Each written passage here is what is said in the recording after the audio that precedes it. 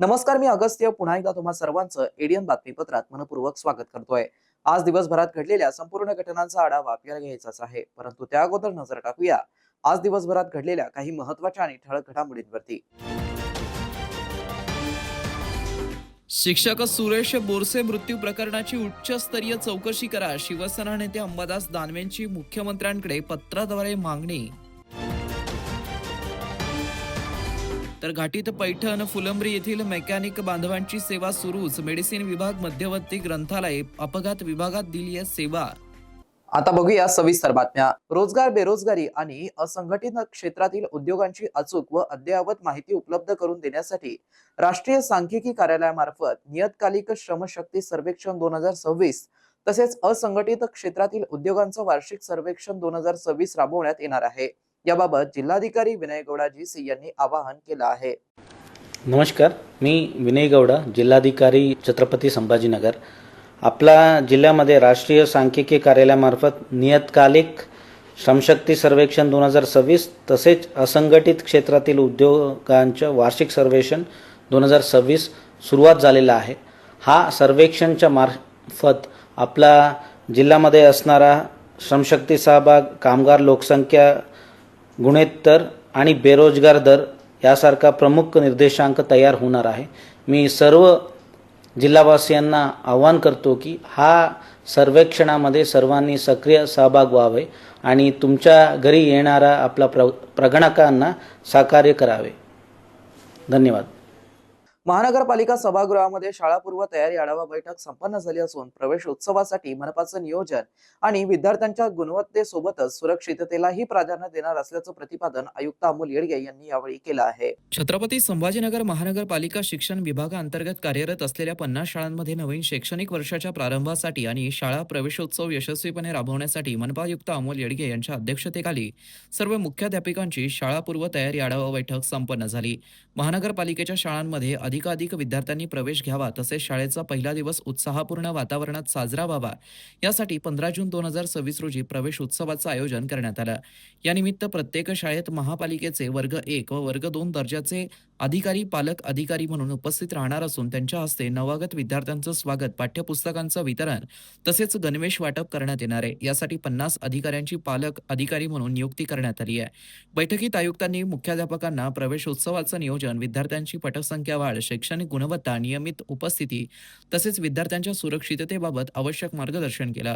विद्यार्थ्यांच्या सर्वांगीण विकासासाठी गुणवत्तापूर्ण शिक्षण जितकं महत्त्वाचं आहे तितकीच त्यांची सुरक्षितता देखील महत्त्वाचं असल्याचं अधोरेखित केलं। यावेळी आयुक्त अमोल येडगे यांनी सर्व विद्यार्थी, पालक आणि शिक्षकांना नवीन शैक्षणिक वर्षाच्या तसेच प्रवेशोत्सवाच्या शुभेच्छा दिल्या। बैठकीस अतिरिक्त आयुक्त रणजित पाटील, उपायुक्त तथा शिक्षण विभाग प्रमुख अंकुश पांढरे, शिक्षण अधिकारी भारत तीनगोटे, प्रशासन अधिकारी संजीव सोनार, शिक्षण विस्तार अधिकारी रईसा खान बेगम, कार्यक्रम अधिकारी ज्ञानदेव सांगळे, विजय कोल्हे तसेच सर्व केंद्रीय मुख्याध्यापक व मुख्याध्यापक उपस्थित होते। बैठकीचं सूत्रसंचालन व आभार प्रदर्शन कार्यक्रम अधिकारी ज्ञानदेव सांगळे यांनी केलं। छत्रपती संभाजीनगर महानगरपालिकेने मोठी धडक कारवाई करत शंभूनगरात 150 मिलीमीटर उपजलवाहिनीवरील तब्बल 96 अनधिकृत नळ जोडण्या खंडित केल्या आहे। सदर मोहीम सुरूच राहणार असल्याचे संकेत मनपाकडून देण्यात आले आहेत। शहरातील पाणीपुरवठा व्यवस्थेला बाधा असणाऱ्या आणि पाणी चोरीस कारणीभूत ठरणाऱ्या अनधिकृत नळ जोडण्यांविरोधात छत्रपती संभाजीनगर महानगरपालिकेने मोठी धडक कारवाई करत शंभूनगर परिसरातील 150 मिलीमीटर उपजलवाहिनीवरील तब्बल 96 अनधिकृत नळ जोडण्या खंडित केल्या। मनपा आयुक्त अमोल येडगे यांच्या कडक आदेशानुसार शुक्रवारी त्रिशरण चौकाजवळील शंभूनगर परिसरातून गातिया विहारकडे जाणाऱ्या रस्त्यावरील पुलावरून जाणाऱ्या उपजलवाहिनीवरती ही विशेष मोहीम राबवण्यात आली। या कारवाईमुळे शहरातील पाणी चोरीवरती आळा बसण्यास मदत होणार असून अधिकृत नळधारकांना नियमित व पुरेसा पाणी पुरवठा मिळण्याचा मार्ग मोकळा झालाय। आयुक्तांनी शहरातील सर्व मुख्य व वितरण जलवाहिन्यांचं सर्वेक्षण करून अनधिकृत नळ जोडण्या शोधून ते काढण्याचे तसेच तातडीने खंडित करण्याचे निर्देश दिले. त्यानुसार मनपाच्या पथकाने विविध भागात मोहीम सुरू केली असून शंभूनगरातील ही आतापर्यंतची सर्वात मोठी कारवाई करण्यात आली आहे. अतिरिक्त आयुक्त 2 कल्पिता पिंपळे यांच्या मार्गदर्शनाखाली आणि पथक अभियंता रोहित इंगळे यांच्या नेतृत्वाखाली ही मोहीम राबवण्यात आली. यावेळी अतिरिक्त शहर अभियंता अनिल तनपुरे, कार्यकारी अभियंता वसंत भोये, उपअभियंता किरण धांडे, शाखा अभियंता महेश चौधरी, कनिष्ठ अभियंता सुशील कुलकर्णी आणि दुय्यम अधीक्षक सचिन वसावे यांच्यासह मनपाचे अधिकारी व कर्मचारी उपस्थित होते. कायदा व सुव्यवस्था अबाधित राहावी यासाठी पोलीस निरीक्षक सचिन कुंभार, सहाय्यक फौजदार चंद्रकांत पोटे, हेड कॉन्स्टेबल गजानन महेर, विजू बोरसे, महिला अंमलदार रजेला भिल्ल, नीता मोथुळे तसेच नागरी सहाय्यक पथकाचा बंदोबस्त तैनात करण्यात आला होता. अनधिकृत नळ जोडणे आणि पाणी चोरीमुळे अधिकृत ग्राहकांना मोठ्या प्रमाणात टंचाईचा सामना करावा लागत असल्याने महापालिकेने अशा प्रकारच्या कारवायांना धडका पुढील काळातही कायम ठेवण्याचा इशारा देण्यात आलाय. शहरातील पाणी पुरवठा सुरळीत ठेवण्यासाठी आणि प्रत्येक अधिकृत ग्राहकापर्यंत पुरेसं पाणी पोहोचवण्यासाठी प्रशासन कटिबद्ध असल्याचं मनपा प्रशासनाने स्पष्ट केलं आहे.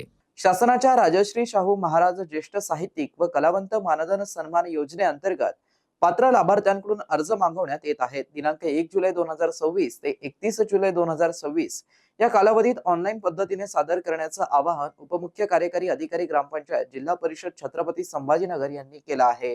16 मार्च 2024च्या शासन निर्णयानुसार या योजनेद्वारे पात्र ज्येष्ठ साहित्यिक व कलाकारांना प्रति महिना 5,000 रुपये मानधन दिलं जातं. अर्जदाराचं वय 50 वर्षांपेक्षा जास्त असावं. दिव्यांगांसाठी वयोमर्यादा 40 वर्ष आहे. कला किंवा साहित्य क्षेत्रातील किमान 15 वर्षांचा अनुभव आवश्यक आहे. कुटुंबाचं वार्षिक उत्पन्न 60,000 रुपयांपेक्षा जास्त नसावं. अर्जदार महाराष्ट्राचा रहिवासी असणं आवश्यक आहे. तसेच अर्जदार इतर कोणत्याही नियमित मासिक पेन्शन योजनेचा लाभार्थी नसावा. इच्छुक आणि पात्र साहित्यिक कलाकारांनी आपले अर्ज महाराष्ट्र शासनाच्या दिनांक 1 जुलै 2026 ते 31 जुलै 2026 या कालावधीत ऑनलाईन पद्धतीने सादर करावेत असं आवाहन करण्यात आलंय. अर्जासोबत वयाचा दाखला, आधार कार्ड, उत्पन्नाचा दाखला, रहिवासी दाखला आणि बँक तपशिलांचा आवश्यक अपंगत्व दाखला लागू असल्यास, केंद्र किंवा राज्य सरकार पुरस्कार प्रमाणपत्र असल्यास, तसेच नामांकित संस्था किंवा व्यक्ती यांच्या शिफारस पत्र व या संबंधित विविध पुरावे यांची कागदपत्र जोडणं आवश्यक आहे. शहरवासियांना एक सुवर्ण संधी. तुम्ही एखादा व्यवसाय करताय का? मग एडियन वरती जाहिरात करा आणि मिळवा व्यवसायात मोठा फायदा. तर वाट कसली बघत आहात? आत्ताच खाली दिसत असलेल्या नंबरवरती संपर्क करा. आपल्याला अजूनही काही बातम्यांचा आढावा घ्यायचा आहे, परंतु इथे वेळ झाली आहे एका छोट्याशा ब्रेकची. कुठे जाऊ नका, पाहत रहा एडियन न्यूज.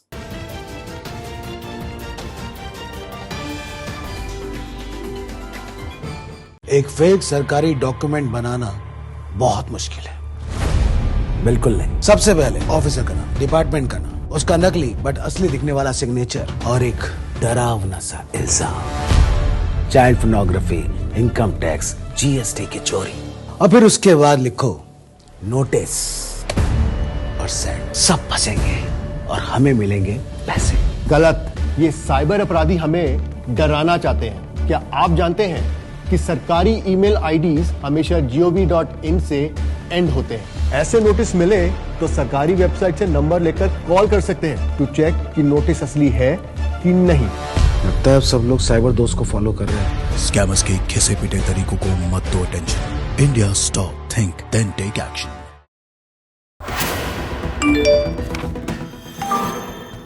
शाम तक आपकी बिजली कट जाएगी. क्यों? आपके पार्सल में इल्लीगल सामान मिला है. कैसे? तुम्हारा बेटा रेपिस्ट के साथ पकड़ा गया है. कहा? क्या हुआ, डर गए? अब ये जो कहेंगे मान भी जाओगे. बेटे को फोन किया? नहीं. आपका यही डर साइबर अपराधियों की ताकत है. सावधान रहें.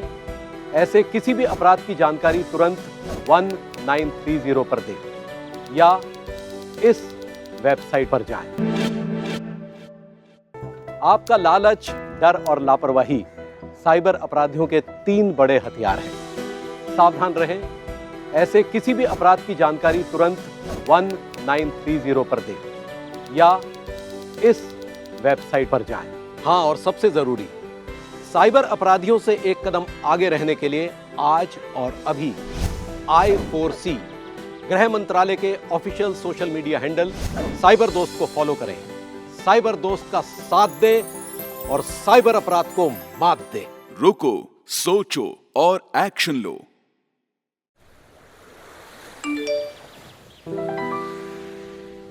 Ma'am, your pre approved loan.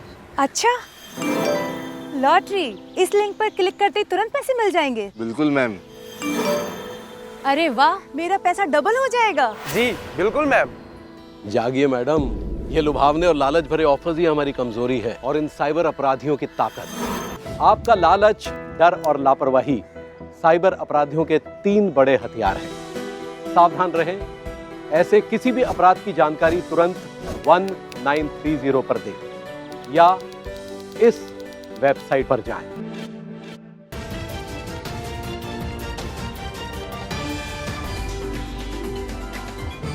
नमस्कार, ब्रेकनंतर पुन्हा एकदा स्वागत. आपण बघत आहात एडियन बातमीपत्र. वेरूळ येथील शिक्षक सुरेश बोरसे यांच्या मृत्यू प्रकरणाची उच्चस्तरीय व निष्पक्ष चौकशी करण्यात यावी, तसेच संबंधित पोलीस अधिकारी आणि त्यांच्यासोबत असलेल्या व्यक्तींवरती कठोर कलमांखाली गुन्हे दाखल करून कार्यवाही करावी, अशी मागणी शिवसेना नेते तथा आमदार अंबादास दानवे यांनी मुख्यमंत्र्यांकडे पत्राद्वारे केली आहे. सुरेश बोरसे यांचा पोलीस व त्यांच्यासोबतच्या गुंड प्रवृत्तीच्या लोकांच्या मारहाणीत झालेला मृत्यू हा संतापजनक, वेदनादायी आणि राज्यातील कायदा सुव्यवस्थेवर प्रश्नचिन्ह निर्माण करणार आहे. तसेच या प्रकरणातील आरोपीला अल्पावधीत जामीन मिळाल्याने तपास व कारवाईच्या प्रक्रियेबाबतही शंका निर्माण होत असल्याचं दानवे यांनी पत्रात नमूद केलं. वैजापूर पोलीस ठाण्यातील अधिकारी नागरगोजे व त्यांचे सहकारी हे 302 सारख्या गुन्ह्यातील आरोपी रवी आवारे व इतर त्यांच्यासोबत तपासणीसाठी वेरूळ येथे आले होते. यावेळी सुरेश बोरसे यांनी केवळ विचारपूस केल्याने त्यांना मारहाण करण्यात आली. त्यानंतर त्यांना जबरदस्तीने वाहनात बसवण्यात आलं. तसेच विरोध करणाऱ्या कुटुंबियांनाही धमकावण्यात असल्याचा आरोप करण्यात आलाय. पोलिसांनी गणवेशाऐवजी खासगी पोशाखात येणं, तपासणीसाठी शासकीय वाहनांऐवजी आरोपींचे विनाक्रमांक वाहन वापरणं, बोरसे यांना वाहनात का नेण्यात आलं, यांच्यावरती मारहाण का करण्यात आली आणि कुटुंबियांशी गैरवर्तन का करण्यात आलं, या सर्व बाबींची चौकशी होणं आवश्यक असल्याचं अंबादास दानवे यांनी पत्रात म्हटलंय.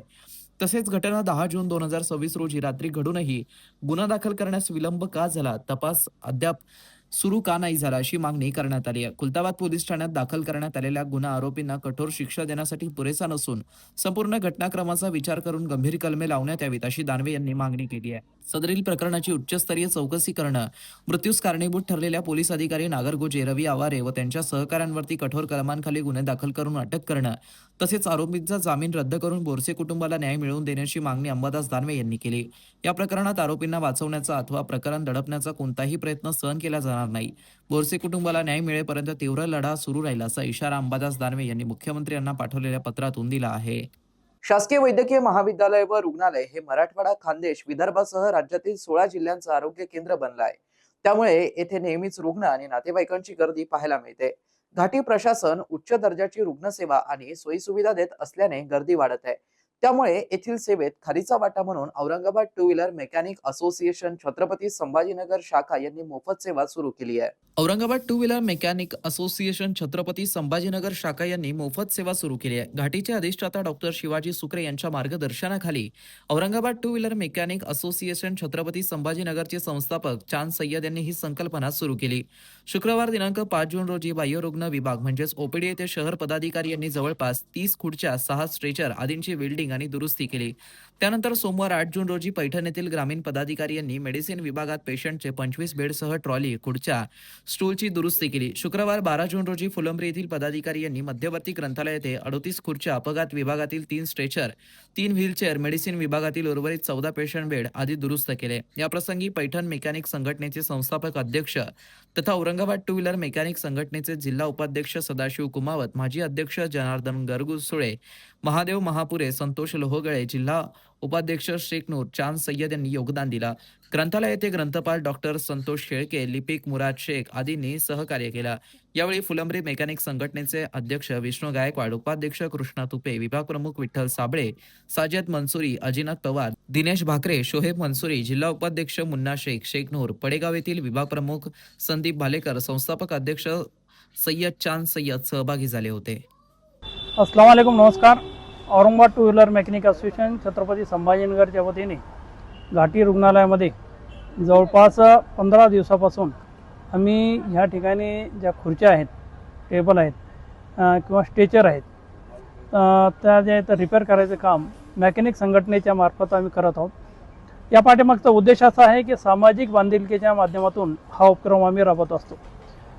राज्यातील सर्वात मोठी अग्रगण्य असलेली ही मेकॅनिक संघटना सामाजिक कार्यामध्ये सर्वात जास्त अग्रेसर आहे, परंतु थोडीशी वेगळी वाट म्हणून जी तर आम्ही वैद्यकीय क्षेत्रामध्ये थोडंसं आपल्याकडून काही योगदान देता येईल का या उद्देशाने ह्या ठिकाणी आम्ही कार्य करत आहोत आणि खरोखरच आम्हाला असं वाटलं की ह्या ठिकाणी काम करायची गरज आहे. तर आमच्यासोबत जे तर सध्या संघटनेच्या स्थानिक जी आमची कार्यकारिणी आहे त्यांच्यासोबतच जिल्ह्यातील ज्या संघटना आहेत त्या संघटनेला देखील आम्हाला जे ह्या ठिकाणी सपोर्ट भेटत आहेत. आज ह्या ठिकाणी जे आम्ही जे काम करतो तर आज फुलंब्री मेकॅनिक संघटना या ठिकाणी आमच्यासोबत आहेत. याच्या अगोदर पैठणची मेकॅनिक संघटना या ठिकाणी येऊन आपलं जे आहे तर योगदान देऊन गेलेली आहेत.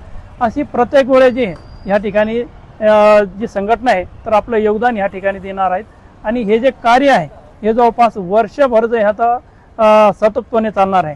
तर आम्ही ह्या ठिकाणी सगळे जे मेकॅनिक बंधू आहोत त्यांच्यासाठी हे एक सामाजिक बांधिलकीच्या माध्यमातून संघटनेच्या माध्यमातून हे कार्य आम्ही करत आहोत. ज्यावेळेस सर्वप्रथम आम्ही ह्या ठिकाणी जे तर ह्या कामाचं जे हे तर स्वरूप त्यांना सांगितलं तर त्यांना थोडंसं एक वेगळं वाटलं याच्यामध्ये डीन सरांना की एक मेकॅनिक वर्ग असून जे ह्या कामात कसं काय जे तर ते इन्व्हॉल्व होऊ शकतं, कसं काम करू शकतात. त्यांना आम्ही समजून सांगितलं की ह्या ठिकाणी लागणारे जे चेअर वगैरे खुर्च्या आहेत हे सगळं असं नटबोल्टमध्ये फिटिंग आहेत आणि जे काही वेल्डिंग वर्क आहे त्याच्यामध्ये आमचे जे मेकॅनिक बंधू आहे हे 2 in 1 देखील काम करतात. तर त्या माध्यमातून जे आम्ही ह्या ठिकाणी सेवा देऊ शकतो. तर त्यांनी जे हे तर लगेच यासाठी होकार दिला आणि त्यांनी म्हटलं की तुम्हाला ज्या टाईपचं तुम्हाला जे आमच्याकडून जे काही मदत असेल लागली तर तुम्ही आम्हाला सांगा, तुम्हाला त्या पद्धतीने आम्ही मदत करू. तर असं आश्वासन डीन सरांनी आम्हाला दिलं. तर आम्ही त्या पद्धतीने आता इथं काम करत आहोत. लोकोत्तरा महाविहार चौका येथे भदंत बोधिपालो महास्तवीर यांच्या मार्गदर्शनाखाली पर्यावरण दिनानिमित्त 200 वृक्षांचं रोपण कार्यक्रम हाती घेण्यात आलाय. यावेळी चौका गावचे पदाधिकारी, लोकोत्तरा महाविहाराचे समिती सदस्य आणि उपासक मोठ्या संख्येने उपस्थित होते. अजिंठा रोडवरील चौका येथे लोकोत्तरा महाबुद्धविहारात भदंत बोधिपालो महातेरो भंते विनयशील भिक्खू इदिपियो, पंचायत समिती सदस्य शंकरराव बोंगाने, ग्रामपंचायत सदस्य बाळाभाऊ वाघ, ग्रामविकास अधिकारी शिवसेना शाखा प्रमुख सतीश आप्पा लकडे, डोंगरे महाराज, पर्यावरण प्रेमी अभिजित सुरडकर, एडीएन न्यूज चॅनलचे राजू म्हस्के तसेच इतर ग्रामस्थ उपस्थित होते. मानवी जीवन वाचवण्यासाठी पर्यावरणाचे संरक्षण व संवर्धन आवश्यक असल्याचं प्रतिपादन भदंत बोधिपालो यांनी केलं. इंजिनियर वाकोडे यांनी पर्यावरण संवर्धनाच्या आवश्यकतेबाबत मार्गदर्शन केलं. लोकोत्तरा बुद्ध विहारातील प्रत्येक उपक्रमास चौका ग्रामस्थांनी आजवर सहकार्य केल्याचं व येथून पुढेही सहकार असण्याचं ग्रामस्थांच्या वतीने आश्वासित केलंय.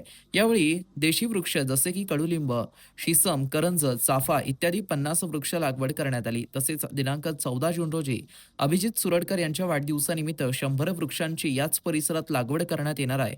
कार्यक्रमाचं नियोजन लोकोत्तरा विकास समितीचे इंजिनियर दादासाहेब वाकोडे, राजेंद्र नन्नावरे, RO इंगळे, प्रशांत भाऊ इंगळे यांनी केला. लागवडीसाठी अनिल भैया, अजय भैया, शुभम भैया आदींनी परिश्रम घेतले.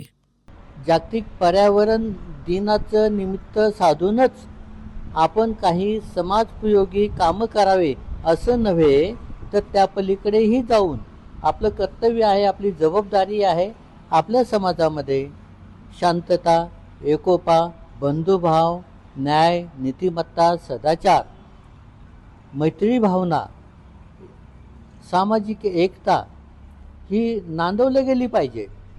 यासाठी आपण गावकरी मंडळ, चौकाचे सगळे गावकरी मंडळ हे एकोप्याने इथे येतात, विचार विनिमय करतात, या सगळ्या कामामध्ये हातभार लावतात, सहभागी होतात.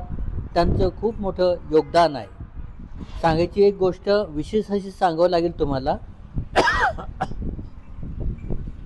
आपण जात पात, धर्म या बंधनात अडकत नाहीत. या बंधनाच्या बाहेर जाऊन आपण मानवतेच्या धर्माचं पालन करतो. याची प्रचिती, याचं उदाहरण म्हणजे औरंगाबाद शहरामध्ये, औरंगाबाद जिल्ह्यामध्ये किंवा या महाराष्ट्रामध्ये म्हणता येईल चौका गाव आहे. हे चौका गाव आहे की येथे जात पात हे पाळल्या जात नाही, धर्मभेद केला जात नाही. येथे हे जे विहार बनवलेलं आहे, या विहारामध्ये येणारे जे साधू संत आहेत ते हिंदू धर्माचे काय सांगतात ते मुक्कामाला राहतात. त्या सेंटरमध्ये आमच्या तिथे साऊथ इंडियाचे लोक येतात, ते तिथे राहतात. जैन मुनी येतात, ते तिथे राहतात. मुसलमान लोकही येतात, तेही तिथे संपर्क साधतात, राहतात एखाद्या वेळेला. असं हे विहार म्हणजे केवळ फक्त विशिष्ट लोकांसाठी आहे असं मुळीच नाही. हे विहार सगळ्यांसाठी आहे, सगळ्यांचे येथे वेलकम आहे. महाराष्ट्र राज्य हँडबॉल संघटनेच्या वतीने आयोजित करण्यात आलेल्या राज्यस्तरीय हँडबॉल स्पर्धेचं उद्घाटन राज्य हँडबॉल संघटनेचे अध्यक्ष तथा मंत्री अतुल सावे यांच्या हस्ते उत्साहपूर्ण वातावरणात आणि फ्लड लाईट्सच्या झगमगाटात संपन्न झालं. राज्यभरातील 27 संघांच्या सहभागामुळे स्पर्धेला विशेष महत्त्व प्राप्त झालं असून याच स्पर्धेतून राष्ट्रीय स्पर्धेसाठी महाराष्ट्र संघाची निवड करण्यात येणार आहे. उद्योजक अजिंक्य सावे यांच्या पुढाकाराने आयोजित करण्यात आलेल्या या स्पर्धेत सहभागी सर्व खेळाडूंना फिटनेस प्लॅननुसार विशेष आहार व्यवस्था उपलब्ध करून देण्यात आली आहे. तसेच फ्लड लाईटच्या प्रकाशात सामने खेळवण्याचा अनुभव युवा खेळाडूंना मिळत असल्याने त्यांच्यात विशेष उत्साहाचं वातावरण निर्माण झालं. शुक्रवारी झालेल्या साखळी फेरीतील सामन्यांमध्ये कोल्हापूरने चंद्रपूरचा 21-3 असा पराभव केला. पालघरने गडचिरोलीवरती 16-15 अशी निसटती मात केली, तर गडचिरोलीने जळगावचा 15-13 असा पराभव केला. छत्रपती संभाजीनगरने सोलापूरवरती 10-4 असा विजय मिळवला. भंडाऱ्याने सोलापूरचा 11-8 असा पराभव केला, तर रायगडने नांदेडवरती 10-6 अशी मात केली. मुंबईने नांदेडचा 11-0 असा एकतर्फी विजय मिळवला. धुळे संघाने ठाण्यावरती 21 आणि 23-10 असा मोठा विजय मिळवला. ठाणे संघाने अकोल्याचा 16-6 असा पराभव केला, तर नागपूरने बुलढाण्यावरती 12-8 अशी मात केली. यवतमाळ संघाने नाशिकचा 11-0 असा पराभव करत पुढील फेरीत प्रवेश निश्चित केला. या उद्घाटन सोहळ्यात जिल्हा हँडबॉल संघटनेचे अध्यक्ष तथा माजी आमदार श्रीकांत जोशी, महाराष्ट्र ऑलिम्पिक संघटनेचे सहसचिव डॉक्टर उदय डोंगर, महाराष्ट्र ऑलिम्पिक संघटनेचे कार्यकारिणी सदस्य सतीश इंगळे, राज्य हँडबॉल संघटनेचे सचिव रणधीर सिंग, राज्य हँडबॉल संघटनेचे सहसचिव पंकज भारसाकळे, स्पर्धेचे मुख्य आयोजक अजिंक्य सावे आणि आयोजक सचिव डॉक्टर सत्यजित पगारे यांची प्रमुख उपस्थिती होती. कार्यक्रमाचं सूत्रसंचालन डॉक्टर संदीप जगताप यांनी केलं. उपस्थित सर्व बंधू भगिनींनो, आज मला अतिशय आनंद आहे की अध्यक्ष झाल्यावर मी रणवीरजींना विनंती केली होती की पहिली स्पर्धा आम्हाला छत्रपती संभाजीनगरला द्या. डोंगरे साहेब घाबरतच म्हणलो होतो, कारण की थोडासा अनुभव, पण मी म्हणलं पंकजजी आहेत, श्रीकांतजी आहेत, दोघेही मास्टर आहेत आमचे एकदम. आणि रणवीरजींनी सांगितलं की यस, आम्ही बॉईजची अंडर-15चे टुर्नामेंट तुम्हाला देत आहोत. शाळा सुरू व्हायच्या वेळेस आम्ही त्या स्पर्धा घेऊ, पण अनफॉर्च्युनेटली थोडं शाळा उशिरा सुरू होत आहेत. पण मला आनंद आहे की आज एवढ्या मोठ्या संख्येने हँडबॉल स्पर्धेच्यासाठी महाराष्ट्रातून वेगळ्या वेगळ्या भागातून खेळाडू उपस्थित राहिले. श्रीकांतजी, तुमच्या मार्गदर्शनाखाली यापुढे अनेक अशा स्पर्धा महाराष्ट्रामध्ये आपण घेऊ आणि मला नक्कीच खात्री आहे जी रणवीर सिंगजीने इच्छा प्रगट केली की या महाराष्ट्रातून नॅशनल लेवलला चांगले खेळाडू हँडबॉलमधून चॅम्पियन तयार होतील आणि नॅशनल लेवलला पण महाराष्ट्राचं नाव उज्ज्वल करतील.